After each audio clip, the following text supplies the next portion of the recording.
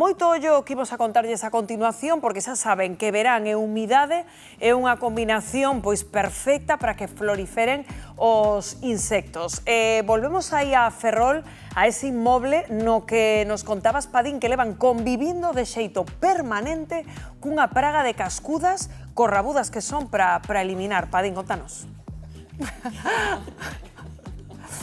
Si, está de lo vendo. E isto non é unha visita puntual, estamos a falar dunha convivencia real aquí en Ferrol, logo desas obras de canalización. Estas cascudas pois decidiron mudarse aquí e nos hoxe viñamos a falar cunha das súas veciñas. Moi bo día, Esperanza. Hola, buenos días. A ver, contanos como é esta convivencia con cascudas. Esta convivencia es terrible, terrible porque las tenemos en todos los sitios. Las tenemos en el descansillo, las tenemos en el portal, las tenemos en el garaje, las tenemos fuera del portal, las tenemos en el interior de las casas.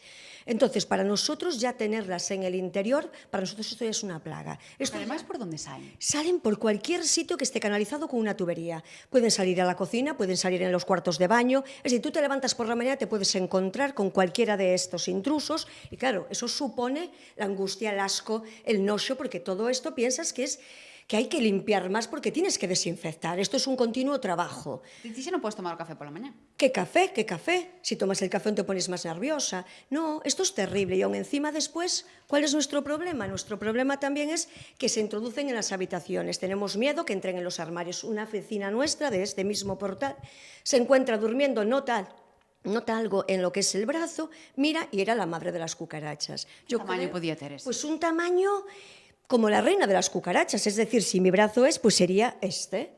Entonces, yo no sé si estos serán como 6 centímetros o 5, pero estos son muchos centímetros de cucaracha. Es horrible, horrible. Esta chica ya salió despavorida, viene a quejarse, los vecinos hablamos, y esto no es una cosa puntual de este portal. Aquí somos un edificio de 6 portales y estamos en una situación gravísima, gravísima de que esto hay que atajarlo. De feito, estamos a ver aí que unhas trampas que tamén colocades intentando buscar unha solución. Es que nosotros tenemos que seguir buscando soluciones para evitar todo esto.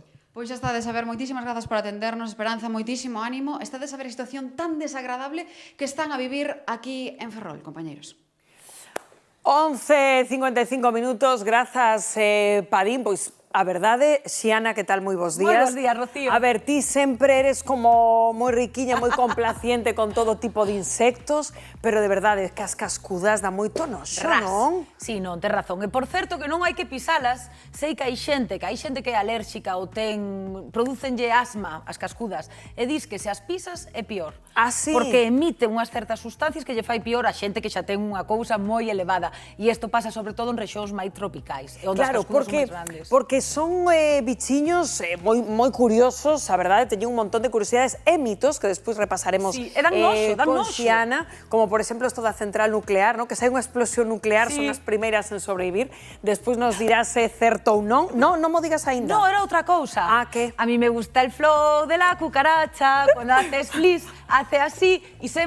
Ai, se mal. Písala. Bueno, veña, imos ao chollo, Xiana, a ver, curiosidades das cascudas, non? Sí. Porque teñen ademais un aspecto moi característico, non? Efectivamente, o seu corpo xa está feito para resistir un montón de cousas, ese xeito de ser planiñas, de poderse meter entre todo tipo de lugares, tal como dicía a señora, que lle aparecen por todos lugares, justamente pola súa estructura corporal. Saben bucear, poden mergullar ata 40 minutos. E como son quen de meterse por esas fendas? Pois xustamente o seu corpo. Son animais que levan aquí moitísimo tempo, entón que están moi ben adaptadas á vida que levan adiante. Ese corpiño plano as axuda a meterse por moitos lugares.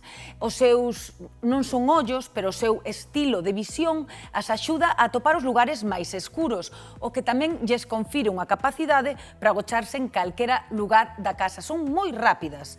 Son tan rápidas que sería como se ti, Rocío, te puxeras a correr a 300 km/h. Que pasada! Así de rápida é unha cascuda, por iso que ás veces vas detrás dela e non a colles. E se orientan efectivamente moi ben. Son quen de diferenciar esquerda de dereita, que eu teño, por exemplo, unha prima que non o pode facer.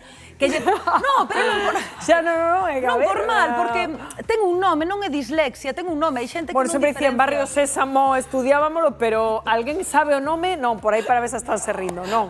Pero bueno, é verdade que ás veces orientarse, elas orientanse ben. Bueno, vale. e nos, cando nos orientamos, cando imos co coche, especialmente agora en verán, que temos Sí. que tirar man de aplicacións, a ver que máis outra curiosidade. Sí, hai o da por aquí. cervexa, que deixame tola isto. Como que lles gusta a cervexa? E a quen non lle gusta a cervexa. Xa, pero as cascudas? Bueno, creo que agora a xente está bebendo menos. Sí, Saiu outro sí, día. os rapaces novos sí. As cascudas gustalle, en xeral gustalle todo tipo de alimentos. Poden chegar a comer pegamento incluso. Que me dis? Ou papel poden chegar a comer, aliméntase dunha morea de cousas e efectivamente lles gusta a cervexa. De feito, ao longo da súa longa vida, derivaron cousas para poder acostumarse a certas sustancias que está dentro do alcohol e así poderse alimentar de máis cousas. E unha cousiña que tocaba por aí, se teñen que comerse a outras cascudas, as comen, as papan.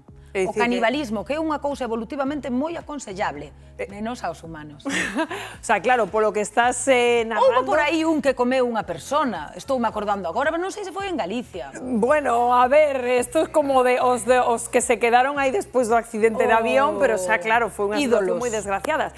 Claro, o sea, estamos describindo, Xiana Albor, auténticas supervivintes, non? De aí que, bueno, pues que leven existindo dende a prehistoria, ou non, porque agora con Xiana Albor o que imos facer é tratar de desmontar unha serie de mitos que eu creo que todos escoitamos algunha vez na vida sobre as cascudas, e Xiana vai nos dicir se é certo ou non. Imos co primeiro. A ver.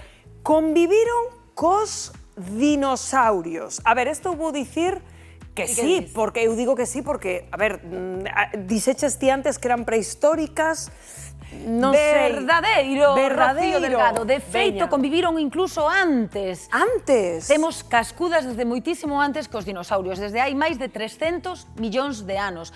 Temos que aprender delas, porque realmente sobreviviron xa 3 extincións masivas. Son as xefas, saben perfectamente como seguir para adiante. É que eso che iba a dicir, os dinosaurios non puideron, elas, sen embargo, non sobreviviron os dinosaurios. A todo, ao meteorito, xa che digo, 3 extincións masivas, ou seja que de feito hai quen di que temos que estudar as cascudas para saber como adaptármonos aos xeitos cambiantes, que realmente é aí onde está a chave, non ser forte, nen guapo, nen Bueno, nada. pero menos Saber saltar por o adaptarse. canibalismo, mellor non dar moitas ideas por se acaso. Imos a por outra. Ai, esta que me gusta a min, creo.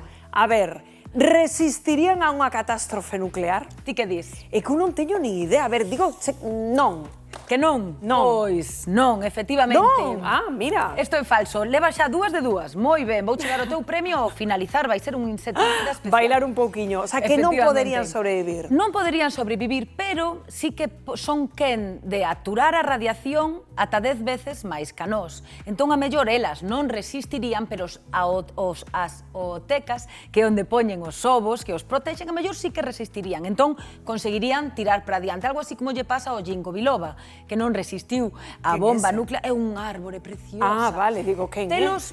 Vale, vale. Sí. Has de saber quen é, o típica que din que é moi boa para o cerebro.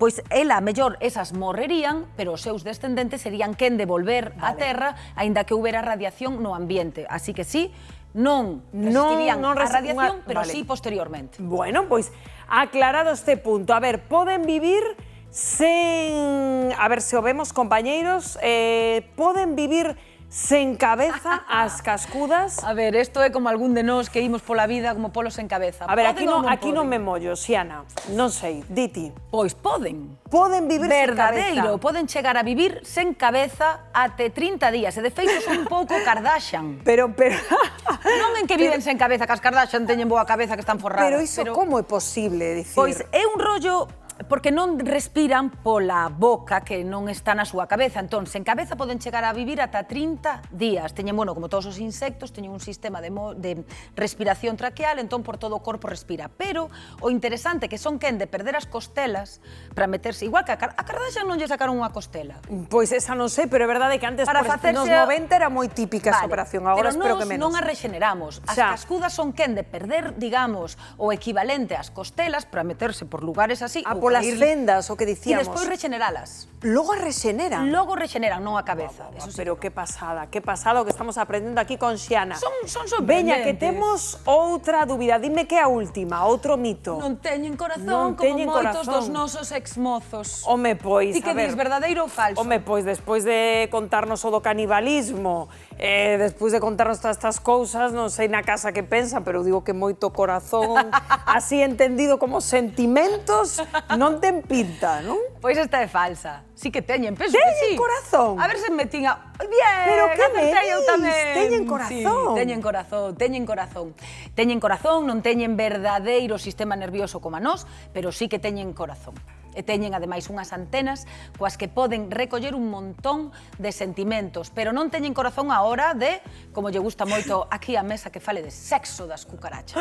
O sexo das cascudas es aquí te pillo, aquí te mato. E por iso, lles vai tan ben, porque non lle dan ni media volta, veña, patiante, teñen corazón, pero non no sentido metafórico do amor ou do desamor. Que va, ese non. Así sobreviven tantos anos. Bueno, querida Xiana, moitísimas grazas, Grazas a como vos. sempre, por descubrirnos curiosidades dos nosos seres vivos. Bueno, continuamos